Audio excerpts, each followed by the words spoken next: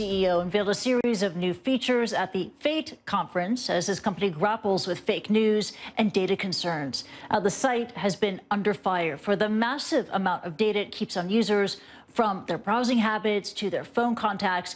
And now the company says users can go ahead and delete that. It is adding a clear history feature that will wipe your browsing information, but you need a Facebook account to do that. Zuckerberg has previously admitted Facebook collects data from people who never signed up.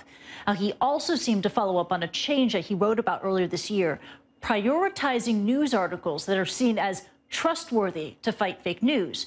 But it's not just about fixing problems for Zuckerberg. He did spark quite some excitement by unveiling Facebook's own dating service. I want to be clear that we have designed this with privacy and safety in mind from the beginning.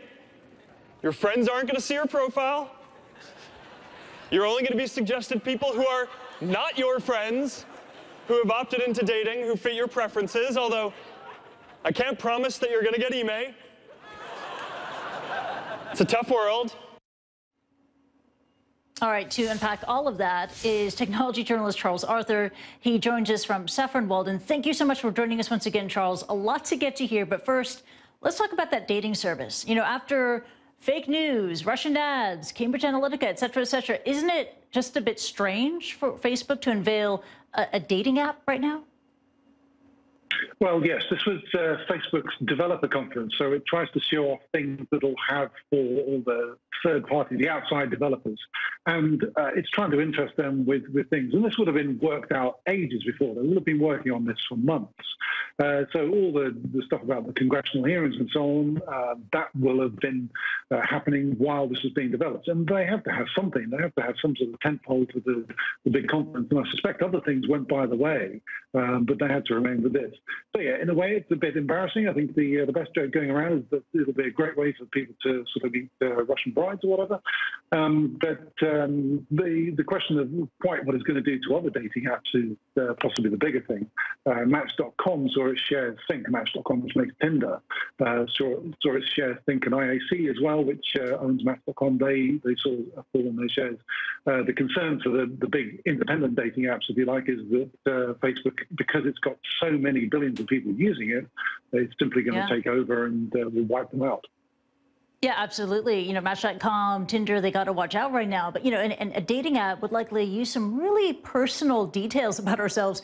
Should we trust Facebook to find love? It's a really good question. I mean, I've got to say, you know, my dating days are quite away in the past. You know, I've been married for 20 years. And Mark Zuckerberg said that 1 in 3 people who get married these days meet online. But still seems to be a lot of people who don't meet online. And you'd have to say that your behavior online is not really the same as your behavior offline. And really, if you're going to have a relationship, a lot of your time is offline. So the question of, you know, will it match up people who spend a lot of time on Facebook with people who spend a lot of time on Facebook? I'm not sure that would be a great relationship, actually. There's a lot of questions. Well, you know, it's actually quite a key question. You know, would you just be sitting there at dinner, like you see, you know, so many people these days, just sort of sitting, not talking to each other on their phones, sort of absorbed in our private world? It'd be slightly concerning, I think. And I think that Facebook maybe needs to be wary here, because it's already seeing the effect of, you know, you mentioned fake news. We mentioned the sort of influence that we've seen. You know, you get places like Myanmar where Facebook is in effect accused of having helped to incite violence against Rohingya Muslims, where a Buddhist priest there was able to use Facebook to sort of inspire a lot of hate speech and violence. And there is a question of what would be the unintended consequences of a dating app where Facebook matches you based on everything it knows about you, and it knows a huge amount. It knows what you look at on the web, where you've been, what you've done for years and years. There's a very deep question here about the unintended consequences of bringing people together who an algorithm thinks match each other. But that's not necessarily that would be interesting to see. As you point out, I mean, it could end up matching you to a mirror image of yourself, to the worst version of yourself, you know, based on how you present yourself on this platform. A final question for you, not about love, but about trust, because we know Zuckerberg unveiled another feature, the Clear History tool, which allows users to wipe clean their data. You know, it sounds great, but is it going to work? And is this going to shore up our trust in Facebook?